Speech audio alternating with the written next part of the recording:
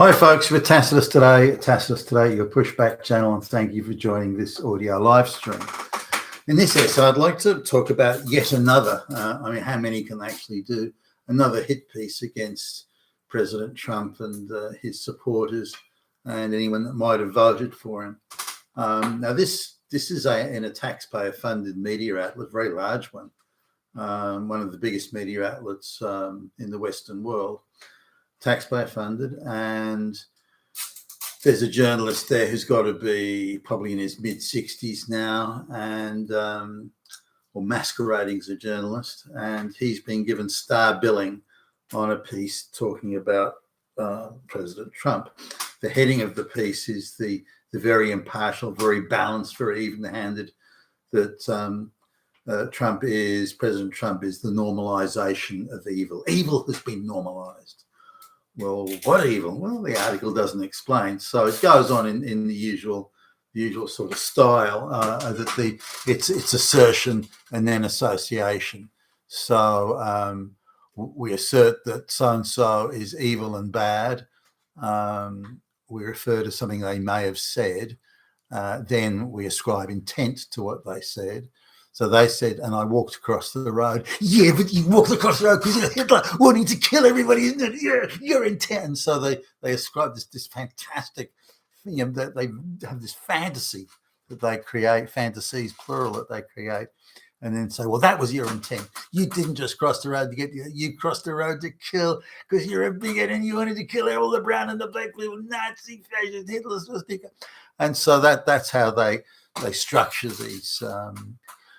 And of course, they're appealing to the very, very much to the prejudice. But if someone was reading this without sort of knowing and without really looking for facts and so on, they may come away, and probably do come away, influenced with this. But that it's fact-free and that it's so one-eyed, of course, disqualifies it of journalism. So now let's just have I'll go through it and then let's look at the guy. Now the guy's a screaming leftist activist. He's worked for goodness knows how many NGOs as a propagandist, and he's been an actor. He's a Jewish homosexual, and he's been working in NGOs to further the interests of black people. He was even sent to South Africa as a propagandist by an NGO to try and help along or move along the black majority government at the time. And so he's got a long history of activism and then again, homosexual activism and so on.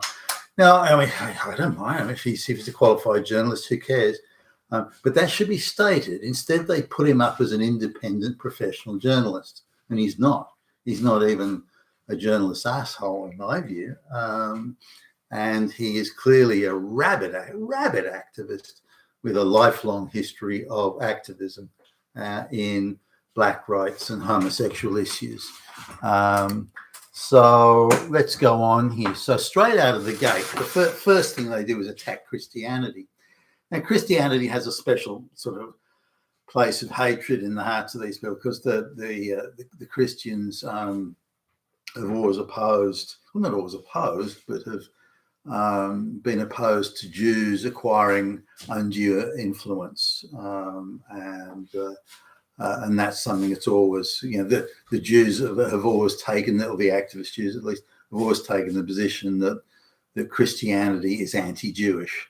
You could make that argument, but if Christianity was anti-Jewish, why was it the Jews only wanted to go to Christian countries then? If it was that bad and they knew it was, why did they want to go there? Well, because that's where the money was. That's where the rule of law was. That's where due legal process was. That's where sound organization was, or at least compared to anywhere else. So the Jews took the pain of the Christian wickedness on the basis that we can still make a lot of money there. Also, and this guy's both Jewish and homosexual, also the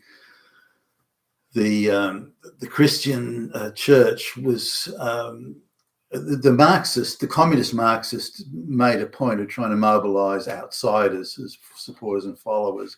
And so gay, lesbian people were very much targeted to convert to Marxism and to lead revolutions and so on. And if you look at, say, the Spartacist revolution in Germany. There was a Jewish lesbian school teacher was at the forefront of that. Most of the followers were Marxist lesbians and homosexuals. So the Christian church was quite, their identification of these people as primary troublemakers was accurate. But this is perceived differently by the gay lesbian community, that it was a hatred and crackdown on homosexuals and lesbians or LGBTQ, rather than homosexuals who were also Marxist revolutionaries and who also were viewed as being very susceptible to that revolutionary message. If we can change everyone else's behaviour in the world, then us, the 1%, can be treated in the way we want to, which is always a childish fantasy anyway. So the Christian church is perceived. Also, Hitler tolerated Christianity or religion, in a way that Mao and Stalin and Pol Pot never would.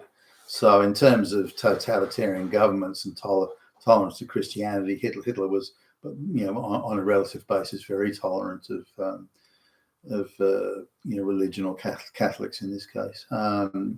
And this was viewed as meaning that, so if you're a Catholic Christian, then you are literally Hitler. And that's the connection that they make, these activists. So the guy shows that it's very much, he's so steeped in these fantasy type traditions of understanding that so straight out of the gate, Christianity gets a good kicking. Those fucking Nazi Christians, straight white male fucking Nazi Christians, Christian Nazis. Where's your swastikas, you fucking Nazis? So that isn't what he said, by the way, in the article. So Trump is the new normalization of evil, and his following, the entourage around him as well. Any lack of public trust that we see in the West today, is it because of Joe Biden bringing in 10 million plus illegals? Is it the breakdown of our courts, the rule of law, due legal process? Is it activists crawling all over the public services and targeting straight white males and Christians?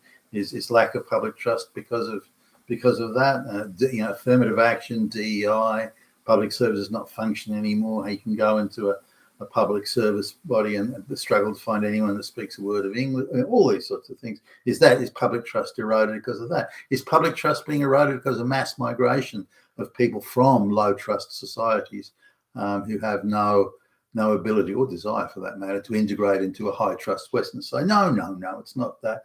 The lack of public trust we see is because of the far right, because of those fucking Nazis. That's the reason. No other reason. There couldn't be another reason. It's the political far right, them and only them, and Trump and his followers, the Nazis. So straight away you're looking at this thing. Is this guy for real? Is he a fucking moron? But no, he's a propagandist activist. That's all he is. So as public trust declines, the author argues, this is the sign of tyranny. Tyranny of the far right. It's Hitler again. Hitler is only around the corner. Now, also, any views like social media is cited as we can't control the narrative, 100% control the narrative. We control legacy, media, mainstream. We can control that, but we can't control everything that's on the social media platforms. Particularly now, Elon Musk has bought Twitter, or X as it's now called, and therefore that is Hitler. I mean, and they might as well just invite Hitler to walk in the front door, because that's what that means. Anyone who was allowed to have an opinion different from ours is Hitler, and that's it. End of story. Now, if anyone has, is into any theories like that, mass migration is happening and being forced on the West, DEI and affirmative action and race gender quotas are replacing white people, that's all a conspiracy theory. It's all nonsense. It's just a conspiracy theory made up by Hitler lovers of Hitler. That's how it is, because none of it's true. But Biden did bring in over 10 million illegals into, or the goons around him into the United States. That was all illegal. No, it's just people wanting a better life. You may say it's illegal because that's what Hitler would say. Hitler would say that. So therefore we can dismiss them. All you have to do, by the way, is invoke, as this writer does, invoke Hitler, fascist, Nazi, swastika, white supremacist, bigot, racist. All you have to do is invoke any of those, then you can dismiss any criticism of your own point of view, his point of view. Fanatic activists, only fanatics, absolute Hitler-loving fanatics would oppose mass migration. Anyone else would say it's a good thing. And it's white supremacy. You know, the idea that people in America or the West would prefer people who can integrate, you know, Christians and white people who can integrate into the Western society. Well, that's just white supremacy. It's Hitler again. It's Hitler. I mean, the amount of times we can conjure up, you know, the image of Hitler here is just like, wow. Very handy, though.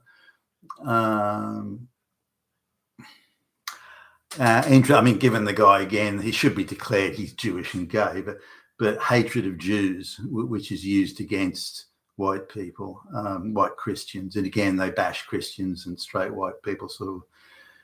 Hatred of Jews gets 16 separate mentions in this 1,000-word piece. And so whenever they talk about some right-wing figure, they'll either say that he said something that could be construed as anti-Semitic, or he associated with someone who had said something anti-Semitic, or he refused to denounce something that was anti-Semitic, and that's he was, you know, so-and-so was once on a discussion panel, and someone said they thought the Jews controlled most of Hollywood, and that's anti-Semitic. Only Hitler would say something like that. And this person was on the same panel and didn't denounce that person for saying it. Therefore, they are a Hitler lover. Therefore, they are a Nazi. Oh, fuck. That's how tenuous the association is here. Now, when leftists infiltrate, you know, organisations that could be cultural or public service, you know, like the board of a museum or arts council, you know, all of that sort of stuff. When leftists infiltrate organisations, it's to spread social justice, it's to spread wonderful goodness, it's to spread love. But if anyone else, if Christians, you know, are in the majority, then that's to spread Hitler. It's to Hitler. And the guy screams about Hitler endlessly. So it's only bad when straight white male Christians do it, but it's good when anyone else does it. Now there's a chance, given the amount of information on social media and so on, that there are people out there who may agree with non-leftist views, which are universally described by this guy as disgusting view, disgusting, Hitler disgusting, and the association, which is why all other views must be shut down and censored, and that will then give us the wonderful world that this screaming actors. But remember, this is something. I mean, just factually, how wrong this is and how hysterical it is in terms of the ranting and the raving. This has to, you know, the guy writes the piece, he puts it in. Now, this organisation has, or so they claim, a very rigorous, well, it can't be rigorous, a very rigorous process of, you know, initial editing, sub-editing, senior editing, and then there's a placement editor that decides that the piece is proper and good enough to give it billing. Like they could put it right at the bottom of the pile, no one ever sees it, but this got star billing. And so it had to pass through several hands of editing, and the guy had to be commissioned to write the piece. And he's a well-known screaming radical activist. So there was a whole lot of activism at multiple levels across the editorial chain. Now, if someone put a piece like that in front of me, we're going to leave the star billing, I'd look at it and go, "You got to be kidding. I'm not putting that up. It's so one-eyed, so radical, hysterical, and non-factual, you know, asserting that anyone that disagrees with you is Hitler. I mean, are you kidding me? Are you calling that journalism?" So it passed through so many pairs of hands before it got to being placed. So we need to come to grips with this idea. This is not just this one-off journalist who's gone off the rails and is a crazy, you know, idiot, but that there are so many people that are agreeing with this, and this is acceptable to be put out as journalism, which it clearly isn't. It's not even close. You've been with Tacitus today, your pushback channel, and thank you for listening.